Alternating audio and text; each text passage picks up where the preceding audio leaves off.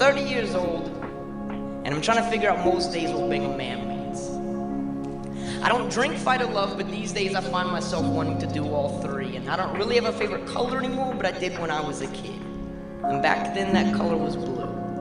And back then, I wanted to be an astronaut. I wanted to be an architect, an artist, a secret agent, a ranger for the World Wildlife Fund, and a hobo. And when I was 6 years old, I used to always throw my clothes in my blue and yellow plastic and vinyl Hot Wheels car-carrying suitcase and run away to beneath the dining room table. I've made out with more girls than I wish I've had, and not nearly as many as I'd like to. I've been in love 4 or 5 times, so I doubt I'm gonna try that much more often, and I spend most days making pictures, or thinking about making pictures, or masturbating, or thinking about masturbating, and I dream too much, and I don't write enough, and I'm trying to find God everywhere. I'm trying to figure out this thing he made called a man. And the television, it tells me that that's bare-knuckle bombing, and if I drove a tank or was a movie star, my penis would be huge, and that's what I want, because that's what being a man means, or at least that's what they keep telling you. My pops, he takes care of us. He puts the garbage out twice a week. He drives 45 minutes just to water flowers. I'm sitting on the bus when a 7-year-old boy carrying a book of Robin Hood, he sits down next to me and he asks me my name. Anise, that's a nice name, thank you. What's yours? Quentin. Anise, do you want to read with me? So, tell me what my fists keep writing.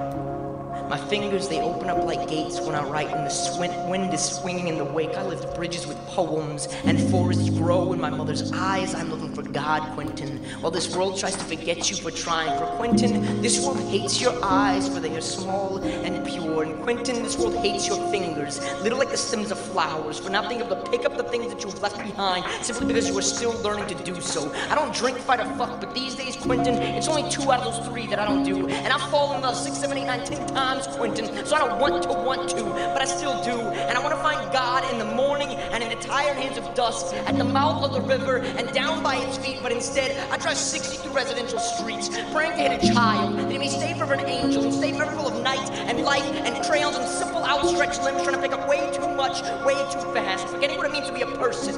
In a world where egos are measured with tabloids, where automobiles double for morals, where beliefs are like naps you leave them behind when somebody touches you, and in a place where oil always takes precedence over life, I find myself sitting on a bus, watching the small boy float down like fresh water, carrying a book that I used to, asking if I want to see what he sees, if only for a little while, and I do.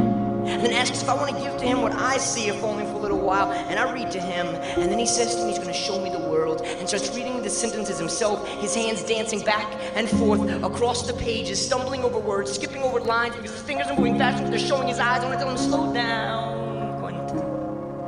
Slow down, Quentin.